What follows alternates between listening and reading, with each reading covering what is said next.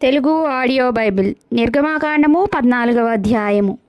మరియు యెహోవా మోషేతో ఇలాగు సెలవిచ్చెను, ఇశ్రాయేలీలు తిరిగి పీహహీరోతు ఎదుటను అనగా మిగ్దోలుకు సముద్రమునకు మధ్యనున్న బయల్సెఫోను ఎదుటను దిగవలెనని వారితో చెప్పుము. దాని ఎదుటి సముద్రమునొద్ద వారు దిగవలెను. ఫరో ఇశ్రాయేలీలను గూర్చి, వారు ఈ దేశంలో చిక్కుబడి ఉన్నారు, అరణ్యము వారిని మూసివేసినని అనుకొనును. అయితే నేను ఫరో హృదయమును కఠినపరచెదను, అతడు వారిని తరుమగా నేను ఫరో వలనను అతని సమస్త సేనల వలనను మహిమ తెచ్చుకొందును. నేను యెహోవానని ఐగుప్తీయులందరూ తెలుసుకొందురనెను. వారు అలాగు దిగిరి.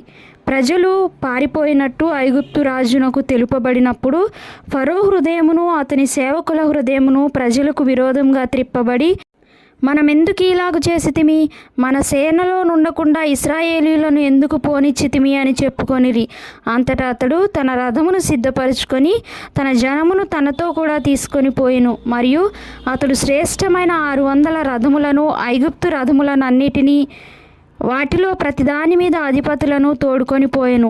యెహోవా ఐగుప్తు రాజైన ఫరో హృదయమును కఠినపరపగా అతడు ఇశ్రాయేలీయులను తరిమెను. అట్లు ఇశ్రాయేలీయులు బలిమి చేత బయలు వెళ్ళుచుండిరి.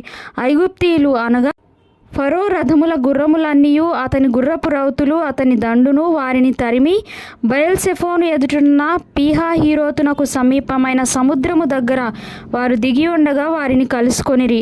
ఫరో సమీపించుచుండగా ఇశ్రాయేలీయులు కనులెత్తి ఐగుప్తీయులు తమ వెనుక వచ్చుట చూచి మిక్కిలి భయపడి యెహోవాకు మొరపెట్టిరి. అంతటా వారు మోషేతో, ఐగుప్తులో సమాధులు లేవని ఈ అరణ్యంలో చచ్చుటకు మమ్మను రప్పించితివా?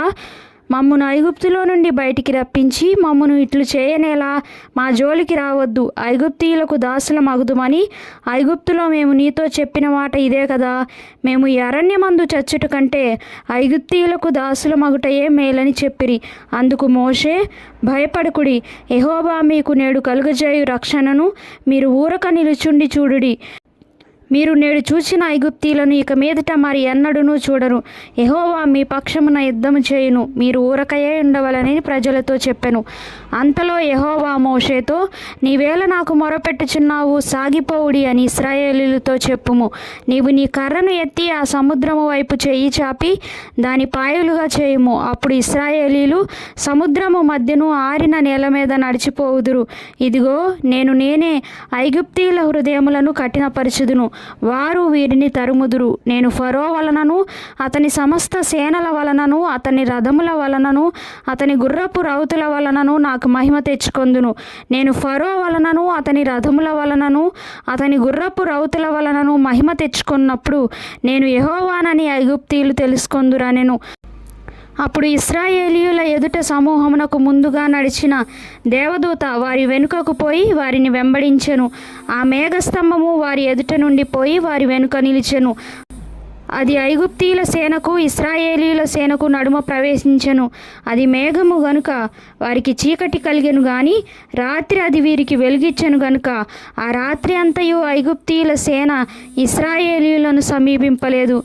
మోషే సముద్రము వైపు తన చెయ్యి చాపగా యెహోవా ఆ రాత్రి అంతయు బలమైన తూర్పు గాలి చేత సముద్రమును తొలగించి దానిని ఆరిన నేలగా చేసెను.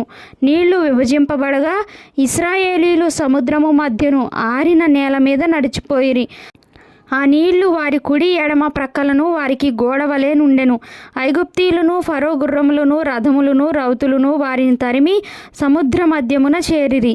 అయితే వేకువజామున యెహోవా ఆ అగ్ని మేఘమయమైన స్తంభము నుండి ఐగుప్తీయుల దండు వైపు చూచి ఐగుప్తీయుల దండును కలవరపరిచి వారి రథచక్రములు ఊడిపడినట్లు చేయగా వారు బహు కష్టపడి తోలుచుండిరి.